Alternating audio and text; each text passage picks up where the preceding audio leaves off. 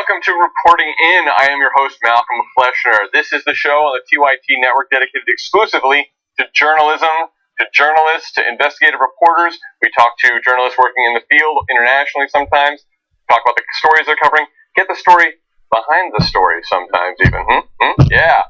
And today on the show, I'm talking to Alex Kotch, who is on, I'll give you, well, first of all, welcome. Alex, are you there? Yeah, thanks a lot. Wonderful. Thank you. Skyping in from Brooklyn, New York, and thank you for taking the time to talk to me today. Now I'm going to give you your resume here briefly.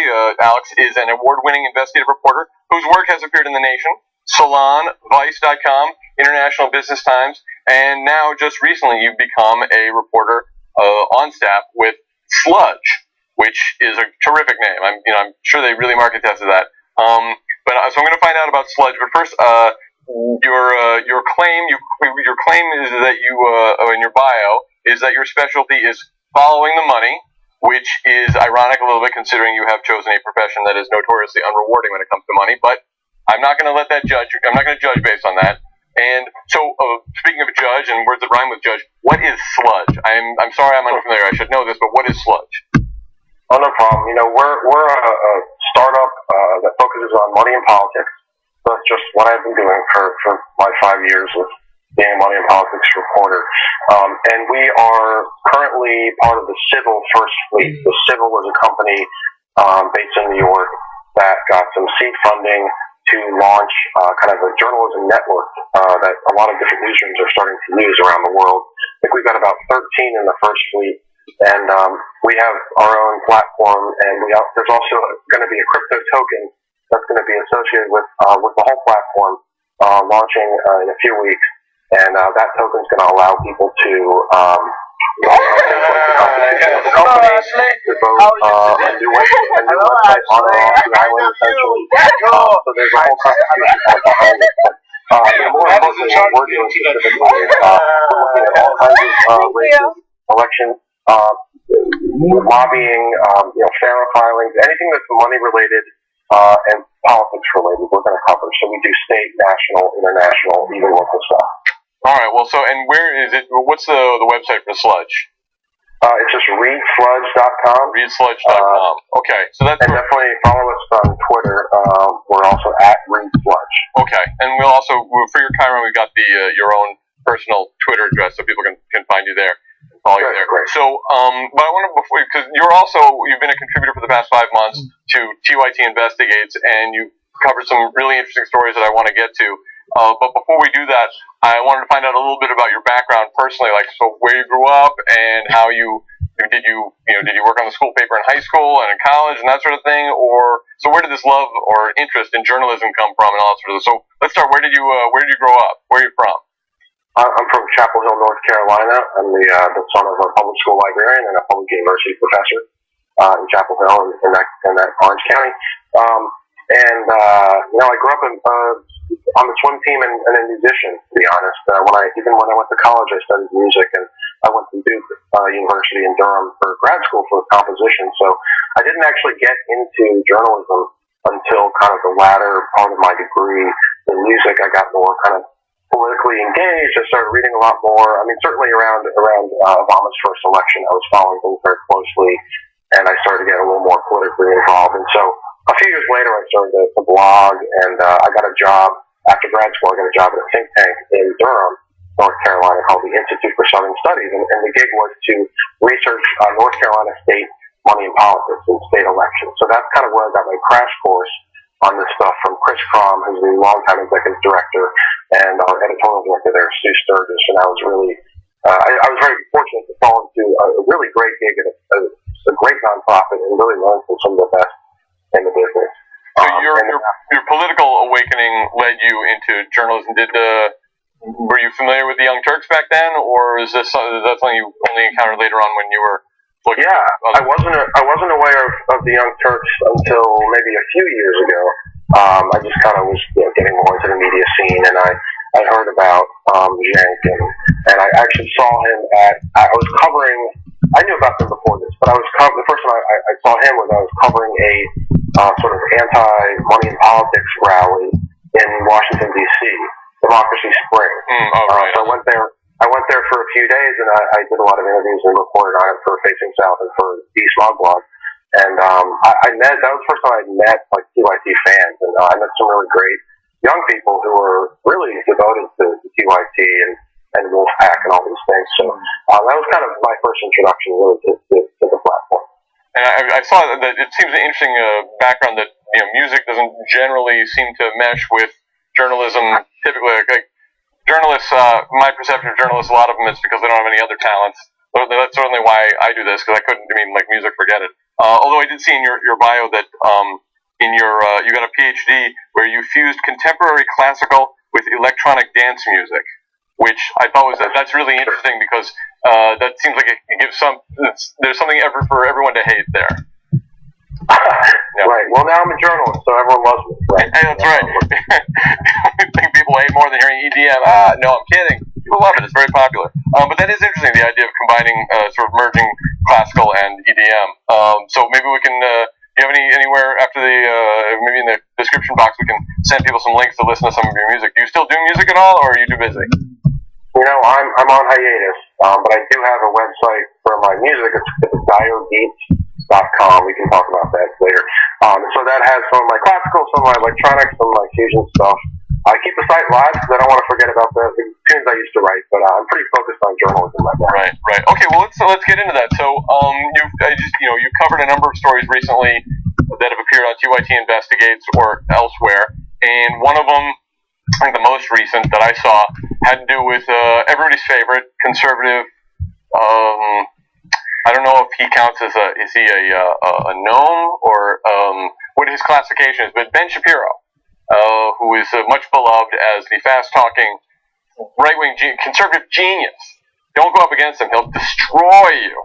And yet you have you're challenging Ben Shapiro, and you're saying, "Hey, Ben Shapiro, you are funded by giant right-wing think tanks and billionaires who are paying your way, and you're not necessarily being super upfront about that." Is that an accurate assessment of your more recent coverage of him? Yeah, I mean, I wouldn't say he's not upfront about it. I think Shapiro. If you talk to him about it, you know him, you call him, like he'll talk to you and he'll say, like, sure, I benefit from these organizations that are billionaire funded, including of course his Daily Wire website, which is owned by the Wilkes brothers, who are pretty well known at this point for being big GOP and especially Ted Cruz donors back in the 2016 primary. But what he told me, which is something I would have expected really anyone to say when asked about their sort of billionaire funding, is that he hasn't met most of these people. They've never swayed his opinion on anything. He's a straight shooter. He calls the balls and strikes on Trump, and so we printed his comments. And I just as an investigative reporter, I'm not really here to judge. I'm here to at least I'm not here to judge about what's in one's mind in terms of funding. I am happy to judge about bigoted comments, which Ben Shapiro was known for as well. But in terms of his funding, I mean, I printed what he said, and I laid out all the details about all the funders who fund Daily Wire, who funded Breitbart, where he used to work, and who fund these two pretty well-known organizations at this point that are hosting Shapiro speaking gigs very frequently, Young America's Foundation and Turning Point USA. Right. So, if you go to the TYT Investigates on our website and look at the story, you have these charts that lay out all the connections between these. It's really like a murderer's row of these right-wing billionaires: the Koch brothers, the Mercers, Foster Freeze. Is that his name? Right. Right. It sounds like it's supposed to be an ice cream, like a Dairy Queen type place. We're gonna go to Foster Freeze. You want anything? Get me a root beer float. So these people are and through as you pointed Turning Point USA and what was it, Young America Foundation? Young America's Foundation. Yeah, they have a lot of speakers. So they funnel the money into these groups, and Charlie Kirk is another one of them. And then they pay to have them go to campuses and speak around the country and so on and so forth. And you as you point out, you quote Ben Shapiro in the article saying essentially, look, I was a right-wing prick before, I'm a right-wing prick now. the funding that these billionaires are behind me doesn't change that, and that he's not 100% he's not a 100% Trump right or wrong guy, which is true and has been true for the most part. But his criticisms are not about some of the most egregious things that we find objectionable about Trump. But I guess what I wanted to ask you about is that he's part of a collective that they talk about the free exchange of ideas and the marketplace of ideas. And doesn't this kind of, the fact that he is supported by all these billionaires, doesn't that imply they're sort of they're weighting the scale in the free marketplace? They're putting the thumb on the scale, or because if in the free exchange of ideas, the winner is supposed to be the one with better ideas, not the one who has more money backing them. But if you've got money backing you to go to all these college campuses and constantly, drum up fervor for right-wing causes, does that really count as the free exchange of ideas? It's a great point you bring up, and no, I don't think it's an even playing field.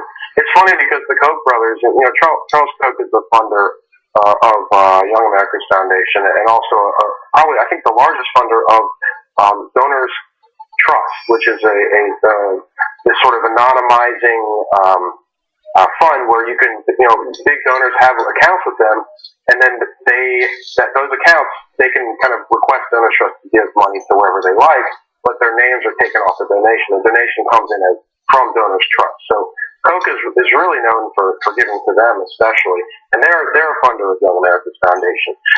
But the point being that Charles Koch especially talks about, and David Koch with Koch Industries, they say, oh, we're against government handouts, government subsidies, crony capitalism. We want a real free marketplace of goods, and also a free marketplace of ideas. But as you say, when they're tipping the scale so much in favor of not just Ben Shapiro, but countless university professors that they fund in kind of free market economics programs around the country in universities and colleges, they're actually weighting the scales in favor of their ideology. And it's in fact not quite the free marketplace of ideas that they claim it is.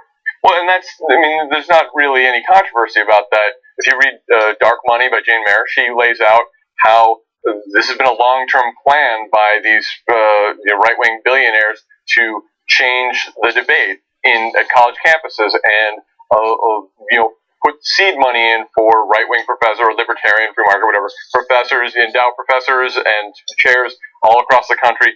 The Mercator Center, I guess, at George Mason University, it just came out with a study explaining how Bernie Sanders' Medicare for All plan is going to cost $32 trillion. That's outrageous. Yeah, right now we pay $34 trillion for healthcare and don't cover nearly as many people, but $32 trillion. So they're purposefully attempting to change the debate and shift the debate, weighted in favor of these ideas that really aren't that popular. The idea that everyone should be paying their own way entirely for healthcare, no matter what happens, it's just not that popular. And the idea that there should be the libertarian ideas about the government shouldn't be getting all up in your business about inspecting your meat and food and protecting you from any sort of safety regulations, all that sort of thing. They're not that popular. So it's sort of, my sense is it's the use of money to try to sort of force it down our throats, because the universities and colleges, they're like, hey, great, free money, we don't mind. And then on campus it seems like you have, and then all these speakers come and and they drum up a lot of interest. Antifa comes out. They all sort of play their role, but it all is seriously meddling with the free exchange of ideas. And there's a lot of ways they're doing it, and they're not really. There's not any question that that's what they're trying to do. Right. Yeah, and you mentioned Jane Mayer's Dark Money, and Jane Mayer really is the best in the business at covering the Koch brothers. I've learned so much from her New Yorker reporting, and especially from her book Dark Money. It was a really great experience to read that book because it confirmed a lot of stuff that I've been researching and reporting on myself. So she's exactly right, and you're right on with this. What they're doing is, because the ideas are unpopular, whether it's on a college campus where people generally are on the left or on the liberal side of things. That's just how academics are. That's just the nature of the business. Or whether it's kind of out in the open, The Kochs are doing all they can in their network too. It's not just the Kochs. It's John Schnatter, the former kind of disgraced CEO of Papa John's. He and Charles Koch have co-founded 3 different free market centers in the Midwest with millions of dollars from both of their coffers to influence free market economics on college campuses. They're doing this all around the country, and they're desperately sort of flailing in order to change young people's minds so that liberals won't completely take over the entire academic and social discourse of the country. Clearly, we're far away from that now, but I think it is more and more likely as younger people are more and more left.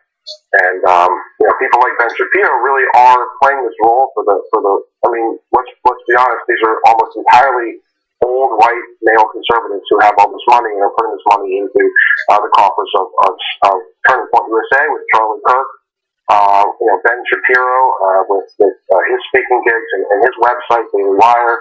And there's a lot more of these characters now. They're kind of embracing this guy, Kyle Khrushchev, I think is his name. He's a Parkland survivor, a young kid who appears to be the only one who is very pro-gun of all the survivors, and they're propping him up as well. And it's this network that I've really come to notice and really follow acutely now, which it's kind of this incestuous network of funders, as you can see on my map. A lot of the funders who fund Young America's Foundation also fund Turning Point USA, and a lot of other groups too, those Young Americans for Liberty, those other groups. And so this was kind of this growing network of billionaire conservative-funded student groups that are trying to change young, impressionable minds. And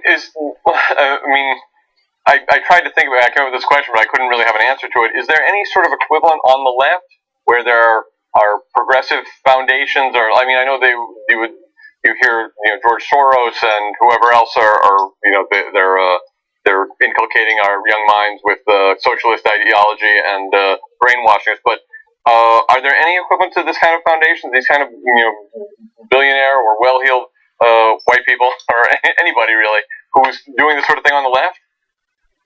Yeah, I think there's certainly groups of young people who get funding from other wealthy sources, whether it's another foundation or it's an individual. But in my experience, no, there isn't really an exact equivalent. I think, again, like I was saying, the sort of liberal ideas are actually a lot more popular. And so there's less of this urgency to go and change people's minds because a lot of young people are already on that track anyway. And a lot of people, they go to college and they become more liberal. And that's not because there's liberal professors. It's because when you learn about more stuff, a lot of more people than not are just inclined to want to support a healthy government. They're inclined to be anti-racist and things like this. This is not what the right is for. So you're suggesting that by going to college and when you actually engage in the free exchange of ideas, you don't come out thinking that Donald Trump has all the answers? Okay. You say so. If you look at the data, that's how it is. And I don't want to be misinterpreted as being classist or elitist, but it's true. I lived in North Carolina for most of my life until moving to New York. And when you would look at for example, in 2012, we had a marriage amendment, they called it. It was to enshrine an anti-gay marriage amendment in the state constitution. And when you looked at all the voting patterns for who voted for the amendment, who voted against the amendment, it was all the people who voted against the amendment were in college towns, and all the people who voted for the amendment were in rural areas. And that's just kind of how it goes. If you look at Trump voters, there's a large swath of uneducated voters who like Donald Trump and voted for Donald Trump. This is just to say, there is a lot of pressure, I think, being put on colleges from the right to portray both sides. It's kind of like this media debate too, where you have these two equivalent sides, allegedly, where it's really not the case, and they're lopsided because that's just how humanity in America is. Yeah, so I wonder now, one of the things that I noticed that you touched on in the story, the Ben Shapiro story, is that some of these groups, even though they're all on the right, that they don't necessarily get along with each other. There has been bad blood between Turning Point USA and the Young America's Foundation. What's that all about? Well, recently, the top official at Young America's Foundation wrote an internal memo that got leaked, so that's why we know about it. The memo was entirely about Turning Point USA and Charlie Kirk, its leader, and how they have misled the public countless times, trying to claim that they are an umbrella organization for other groups like Young America's Foundation when That's not the case at all. And Young America's Foundation was founded, I think, in 1960. So it's definitely propaganda from Charlie Kirk, but that's kind of what he was hired to do when he started this group. I mean, he's a Trump propagandist. They couldn't be more pro-Trump, anti-immigrant. They're just a rubber stamp on everything that the Trump administration does. And honestly, when Trump's no longer president, they're going to lose a lot of relevance, and I'm going to laugh at that. But so Young America's Foundation, as despicable as their speakers are, we're talking about people like Ted Nugent, the speaker that they promote and book gigs for, Ann Coulter until recently was on their list, Dinesh D'Souza, who is one of the most uninformed public speakers I could ever imagine, is on their roster, and they promote him in his book. So this is by no means a good faith organization. However, they have trouble with Turning Point USA, A, taking credit for some of their work, B, inflating their own numbers. It's just kind of like Donald Trump. It's inflating the numbers of people who go to their events, just like Trump always inflates the number of people at his inauguration and at his rallies. And they do a lot of dishonest stuff, and I think a lot of college organizers, because both groups have college chapters, and that's really one of their main things, is to galvanize young students. The college Young America's Foundation chapters are getting very frustrated with the Turning Point USA people, and so Young America's Foundation basically put out a memo saying we really need to watch Turning Point USA. We shouldn't be working with them. They're really dishonest and kind of a fraudulent organization, which is absolutely true. Yeah, that's saying if they're complaining that you're dishonest, then well, I guess you have to question any group that has the words "Young Americas" in its name and they're funding Ted Nugent. Because when I think of Young Americans, I think of Ted Nugent. Young Americans can't get enough of Ted Nugent. It's Taylor Swift, Ted Nugent, One Republic. Anyway. If you look at my chart is really helpful. I was happy. I really like this Little Sis tool. You can go on littlesis.org and create maps, and it's made my life so much easier because now it's not just for visualization. It's so I can actually make sense of all the connections. Because sometimes there's a lot, and it's a lot easier to see a visual representation than just writing in your notes or on a computer. So if you look at my graph, I've got Foster Freed, like you mentioned, he's a Wyoming, very wealthy Wyoming conservative, and he supported Rick Santorum in, I think, 2012 for president. So that was interesting. He's got Bernie Marcus, these are donors to right. He's from Home Depot. The Turning Point. Yep, one of the Home Depot co-founders. You've got Richard Uihlein. I'm going to say his name right. Richard Uihlein. I think he's an Illinois billionaire. Illinois is the state that Turning Point USA is actually based. And a lot of the donors come from Illinois if you kind of look into it. But Richard Uihlein is either the biggest donor in this election cycle to politics, or he's the second only to Sheldon Adelson. Wow. He's been trying to, I think, put his mark on the Republican Party, probably because he's pretty old and he wants to have a legacy, and you've got people like Koch and Adelson who are a lot more famous than him. So he's putting a ton of money into super PACs and that type of thing. He's also a funder at Turning Point.